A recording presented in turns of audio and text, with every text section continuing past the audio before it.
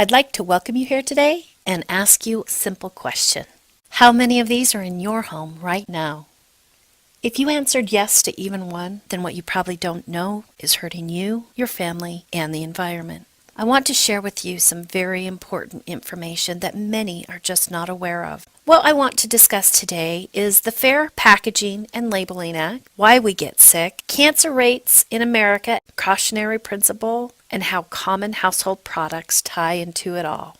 Most Americans believe that the products purchased at the grocery store are regulated by the government and are safe for us to use, when actually most of these products are regulated by a law that was passed over 50 years ago. This federal law is called the Packaging and Labeling Act of 1966, and there's no requirement for products to be safe. There's no requirement for the manufacturer to list every ingredient in the product, and it simply limits the manufacturer's liability by having them place a warning on the product label. The sad reality is that with the vast increase in many disorders over the last number of years, more and more experts agree that it's the unnecessary toxic chemicals we use in our homes and everyday products that are bombarding our bodies and increasing our risk of sickness and disease. Things like ADD, ADHD, allergies, asthma, eczema, psoriasis, rosacea, cancer, and so much more. The harsh truth is that the American Cancer Society has stated that the rise of cancer has gone from 1 in 8,000 people back in the 1910s to 1 in 2 for today.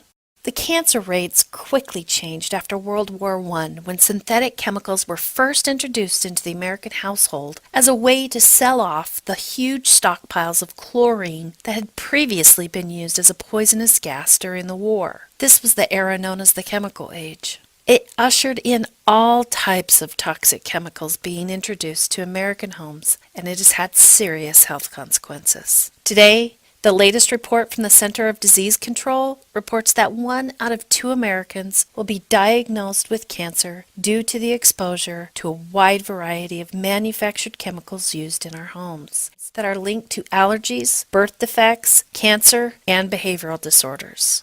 The EPA did a 15-year study on women and found that those that were more exposed to cleaning and household products had a 54% higher death rate from cancer. As moms, we work hard to keep our families healthy. We use disinfectant spray to try to protect our children from germs. What I didn't once know is that according to 911, every 30 seconds a child is poisoned in the United States, and that household disinfectants are the leading poison hazard for children.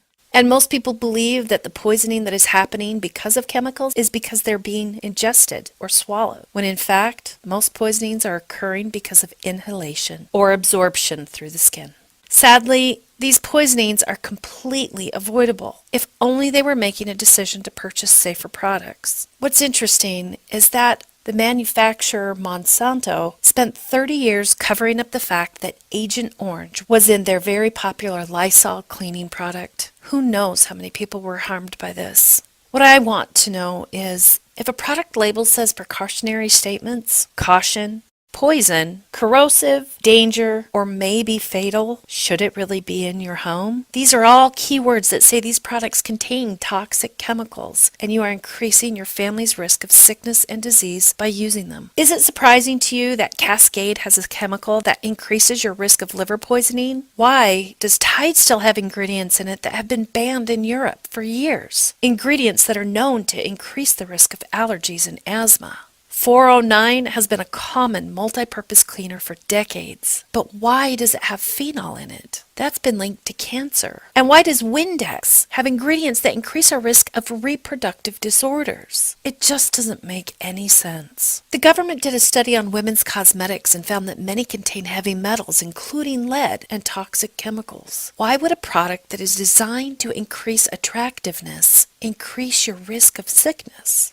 But the product that is probably the most disappointing and deceiving is the leading best-selling baby shampoo in the United States, Johnson & Johnson's No More Tears. What makes no sense is that because Europe banned the number of toxic chemicals that could be used in personal care products almost a decade ago, Johnson & Johnson manufactures No More Tears for them without toxic chemicals, but not for us here in the United States.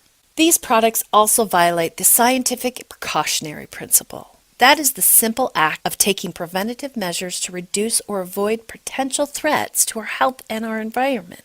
If you're somewhat skeptical, I completely understand, because it's not something that's been openly discussed. They don't advertise these things. So don't just take my word for it, do your research and find that what we're saying here is true. Only when we are fully educated will you start to understand why so many of us are struggling and sick today.